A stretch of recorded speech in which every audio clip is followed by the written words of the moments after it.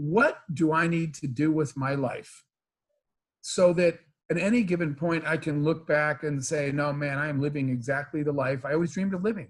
And that doesn't mean, Josh, that everything is good and that you don't have problems and you don't have mistakes. It's the other side of the balance sheet. It means that if you as a human being took a pencil right now and made a list of things you want to get done in your life so that when you look back one day, you will say, man, have I used my life well, even with all your mistakes. The goal is to look back. This is our definition of an epic life, Josh, is to look back and say, don't touch my life. I like it how it turned out, even with the bad parts. And you wouldn't want to trade your life. I say that because I see so many, I go to schools a lot, as you know. And sometimes kids, when I say, what's your definition of an epic life? What do you want to be when you grow up? The age-old question. Sometimes they say things like Beyonce. And I'm like, seriously? And adults are like that. Instead of, well, let me put it this way, the energy you put into wishing you had someone else's life, why don't you put all that energy into making your life one that you wouldn't trade with anybody else? That's what Michael did.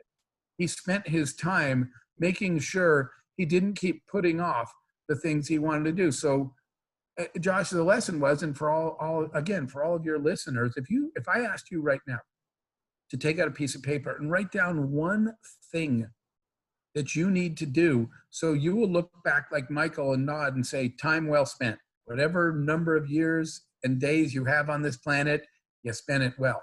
And I realized I started asking people, Josh, and people don't do that. What they say to me was, yeah, well, I had dreams. People don't even like that word because for some reason now the word dream seems irresponsible, which I find ridiculous. But people would say to me, yeah, when I was a kid, I had dreams. There were things I was going to do, but you know what, Jeff, you got to grow up at some point. I said, what does that mean? And they're like, well, I have a mortgage now.